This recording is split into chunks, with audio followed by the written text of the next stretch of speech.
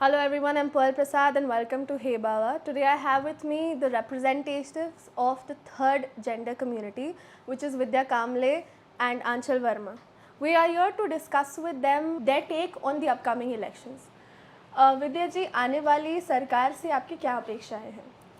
अम, सरकार से तो यही अपेक्षा रख सकते हैं कि हमारे कम्युनिटी का भी विकास हो और सबका विकास हो और ट्रांसजेंडर के बारे में जितने भी उनके अधिकार हैं वो उनको मिले और आप ऐसे स्कीम भी निकालें जो उनको लाभ भी हुए।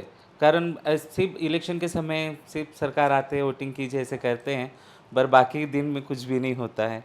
तो यही सरकार से कहूँगी कि हमें हमारे राइट्स के ऊपर ध्यान दीजिए और सपोर्ट कीजिए। वोट करना सबसे बड़ा हमारा एक मेन अधिकार है और एक बहुत बड़ी ताकत है हमारे हाथ में।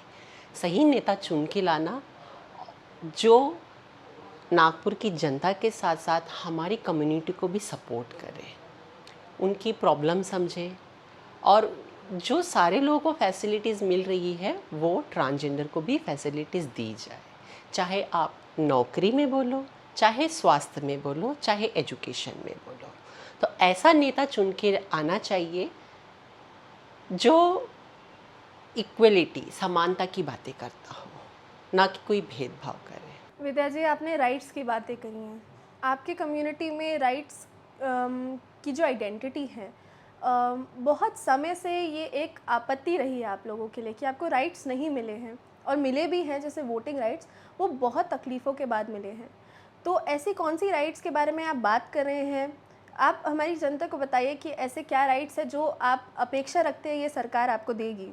सबसे पहले मैं कहना चाहूँगी कि पिछले कुछ सालों पहले, अभी तो ठीक है कि अभी जो 15 अप्रैल को जो नालसा जजमेंट आया उसके बाद से सरकार और अपने सभी सीबीओज़ है, बाकी सब जितने भी लोग हैं, उनको मालूम चला कि ट्रांसजेंडर कम्युनिटी है, तीसरा दर्जा है। पर उसके पहले इनके जो डॉक्यूमेंट्स बनते थे सब पूरे मेल में डाल दिए जाते थे। उनको पता नहीं था कि किस में क्या करना चाहिए।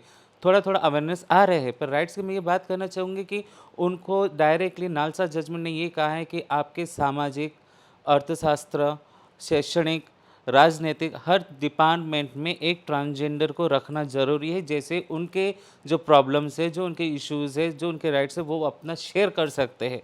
जैसे कि मैं एग्ज़ाम्पल बताऊँ कि आप एक लेडीज़ हैं, अगर हमारे एक प्रॉब्लम कुछ हो गए, आप संसद में बैठे हैं, हमारे जो प्रॉब्लम है आपको शेयर करेंगे, आप वहाँ पे करेंगे, आप वो बोलेंगे कि आपको पता है क्या? तो रिप्रेजेंट ऐसा होना चाहिए, वो कम्युनिटी का ही होना चाहिए। एलजीबीटीक्यू कम्युनिटी का, पूरा ट्रांसजेंडर कम्युनिटी का भी एक मेंबर वहाँ पे बैठना ज़रूरी है, वो अपने राइट शेयर करे। हमारी प्रॉब्लम हमें पता है, तो विधानसभा में एक ट्रांसजेंडर भी होना ज़रूरी है, एक होना चाहिए एक्चुअली, कि वो भी अपनी बात रख सके समाज के सामने में, क्योंकि वो बहुत बड़ी पोस्ट है। हम बोलेंगे तो 4 लोग सुनेंगे, अगर विधानसभा में एक ट्रांसजेंडर रहेगा वो बोलेंगे तो सारा देश सुनेगा। वोटिंग के राइट, जैसे मैंने कहा, आपको काफ़ी मुश्किलों के बाद मिली है और अभी भी आइडेंटिटी क्राइसिस चल रहे हैं आपके कम्युनिटी में। ऐसा नहीं है कि आप लोग ये आइडेंटिटी क्राइसिस से पूरी तरीके से निकल चुके हैं। बट मैं ये पूछना चाहती हूँ आपसे कि इलेक्शन के जो अवेयरनेस है, मतदान का अवेयरनेस आपकी कम्युनिटी में किस लेवल तक पहुँचा है? लोग वोट करना चाहते हैं आपके कम्युनिटी से या उन्होंने अपेक्षा खो दी है? नहीं, अभी तो अपेक्षा अभी उनकी इसके अंदर जागी है। कारण पहला हमने सेलिब्रेट किया था 15 अप्रैल, जो हम लोग ट्रांसजेंडर डे बनाते हैं, उसके बाद से हमारी आशा जुड़ी है। कारण हमारे अभी स्कीम हमने जो Aadhaar card, PAN card, voting card, transgender card, even अभी नया हमने स्कीम जो अपने नागपुर में लागू हुआ, गवर्नमेंट ने इसके ऊपर ध्यान देना भी चाहिए और हमारे जो कम्युनिटी उन्होंने खुल के आना भी चाहिए।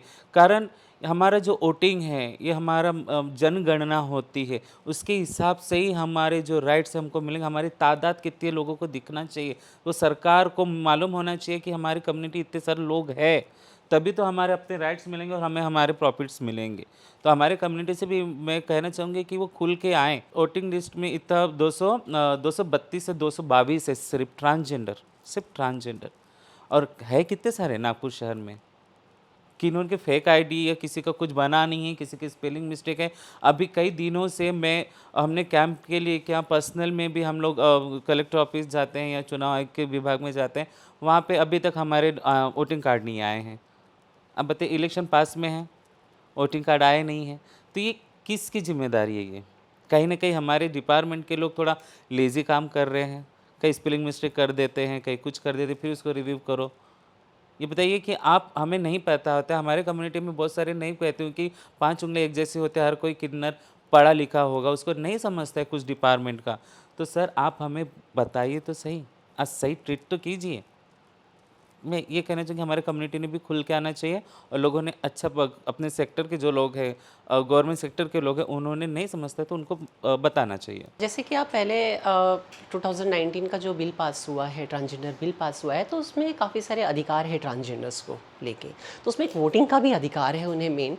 पहले कैसा होता था कि ट्रांसजेंडर को जो थर्ड जेंडर है वो मिलने के लिए काफ़ी टाइम लगा, लेकिन अब उन्हें उनका हक मिला, ठीक है, एज ऑन पेपर मिला। अब ट्रांसजेंडर खुशी से चाहते हैं कि हम भी ऐसे व्यक्ति को चुन के लाए जो हमारी समस्या सुने और उस पर काम करे करके। तो पहले होता था कि हाँ, किसी को मेल में डाल दे रहे हैं, किसी को फीमेल में। मेरा भी इलेक्शन कार्ड है अभी बना हुआ, मेरा महिला का था, क्योंकि उस वक्त था ही नहीं ट्रांसजेंडर के लिए इलेक्शन कार्ड। लेकिन आज मेरे पास में खुद मेरी पहचान ट्रांसजेंडर इलेक्शन कार्ड है मेरे पास में, जिसमें कि मेरा लिंग लिखा हुआ है ट्रांसजेंडर करके। मैं बहुत उत्साहित हूँ, बहुत बोले तो बहुत ज़्यादा उत्साहित हूँ कि मैं इस बार वोट देने जाऊँगी और मैं ऐसे नेता को चुनूँगी जो मेरे लिए खड़ा हो, एटलीस्ट मेरे नागपुर में।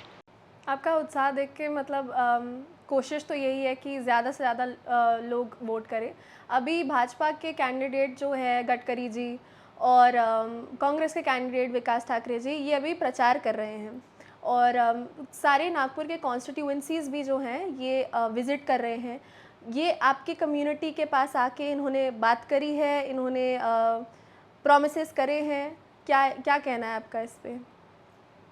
जहाँ तक तो मुझे लगता है कि अभी तक कोई नेता या फिर कैंडिडेट जो है आए नहीं हैं, और आए भी तो इज़ अ पर्सनल, मेरा कम्युनिटी की तरफ से नहीं, मेरा पर्सनल सवाल रहेगा। सर इलेक्शन के पहले आप तो देखिए ना, अभी इलेक्शन आ रहे हैं तो आप आए हैं, क्या सही में इसके बाद जो हमारे जो कुछ भी हमारे विकास के बारे में बात करेंगे, विकास के बारे में है ना, वो हो पाएगा? डेफिनेटली कि बस वादे करना है और वादे करके चले जाना है बस। मैं तो यही कहना, अभी तक कोई आया नहीं है, पर इस पे तो मैं बोलूँगी ज़रूर, कारण पहली बार मैं वोटिंग कर रही हूँ यार। फिर मैं ऑफ कोर्स मुझे भी खुद एनर्जी है कि मैं बोलूँ कुछ ना कुछ। इसके पहले आपने कभी वोटिंग नहीं की? जी नहीं, कारण हमारे डॉक्यूमेंट्स ही नहीं थे, किसी को कुछ नहीं पता था। मेरा सिर्फ पहले एक ही आधार कार्ड था, और थोड़ा मैं अलग थी, मतलब कारण फैमिली से दूर थी, तो उसकी वजह से मुझे कुछ डॉक्यूमेंट्स बनाने में खूब ज़्यादा तकलीफ गई है। तो इस बार मेरा वोटिंग कार्ड, पैन कार्ड सब बना हुआ है। This speaks immensely not only about BJP और कांग्रेस, ये बात सरकार की है, दैट जो है आपकी तरफ जो नोटिस है वो नहीं जा रहा है, you being neglected as a community. अभी आयुष्मान भारत योजना के अंतर्गत पिछले वाले जो हमारी सरकार है, उन्होंने हेल्थ स्कीम जो है ट्रांसजेंडर्स को भी प्राप्त करवाई है। आपको ये हेल्थ स्कीम के बेनिफिट्स प्राप्त हुए हैं कि नहीं हुए हैं? आयुष्मान भारत हमने स्कीम सुना है, पर इसके बारे में अवेयरनेस हमारे ट्रांसजेंडर कम्युनिटी में किया नहीं गया है। जहाँ तक कि जितने भी हम लोग जो सीबीओ से काम करते हैं, उनके मतलब ऐसा नहीं लग रहा था कि मुझे आयुष्मान भारत की तरफ से कोई स्कीम ट्रांसजेंडर कम्युनिटी को मिला है। आप क्या कहना चाहेंगे इस चीज़ के बारे में? इसमें थर्ड जेंडर कम्युनिटी की प्रॉब्लम है कि वो अवेयर नहीं करवा रहे हैं खुद को कि it's a problem of the government. ये गवर्नमेंट का है, और इसमें मैं गवर्नमेंट सेक्टर्स के जितने भी कर्मचारी होते हैं, मैं जैसे कि कोई अगर जीआर आता है, सबसे पहले कोई जीआर आता है तो उसको हम न्यूज़पेपर अपना अखबार होता है, देखिए आज का हर घर में एक एक अखबार आता ज़रूर है, तो उसके बारे में ट्रांसजेंडर कम्युनिटी के बारे में जीआर जो आता है, तो आप अखबार के थ्रू कहीं ना कहीं आप अवेयरनेस करवा सकते हो, या फिर कहीं ट्रांसजेंडर कम्युनिटी के ऊपर जो काम कर रहे संस्था है, आप उनके थ्रू उनके लिए करवा सकते हो। पर ऐसा कुछ भी जीआर या कुछ भी योजनाएं आती हैं, कार्ड है तो नहीं बताया जाता जल्दी। मुझे जहाँ तक के पता है कि उसमें कुछ गवर्नमेंट की फैसिलिटीज़ है, जैसे कि अगर आपको कुछ हो गया तो आप कोई भी गवर्नमेंट हॉस्पिटल में या प्राइवेट हॉस्पिटल में दिखाइए तो आपको इसका लाभ मिलेगा, ऐसा कुछ है। लेकिन मुझे तो अभी तक के पता नहीं। मेरे पास भी है आयुष्मान कार्ड, आयुष्मान भारत आयुष्मान कार्ड मेरे पास भी है। हमारे ऑफिस से ही हमें बना के दिया हुआ है भारत आयुष्मान कार्ड। उसकी जो स्कीम्स है और आगे की उसके बारे में मुझे इतना नॉलेज नहीं है। बस इतना है कि हाँ, अगर आपको कुछ है तो आपको गवर्नमेंट के तरफ से इसकी कुछ फैसिलिटीज़ मिलेगी। बट ट्रांसजेंडर के कुछ अलग इश्यूज़ होते हैं, उनके हेल्थ इश्यूज़ के छोड़ के उनके अपने शरीर के कुछ अलग इश्यूज़ होते हैं, उसके ऊपर में तो शायद उसमें कुछ नहीं है ऐसा। That's extremely sad and unfortunate.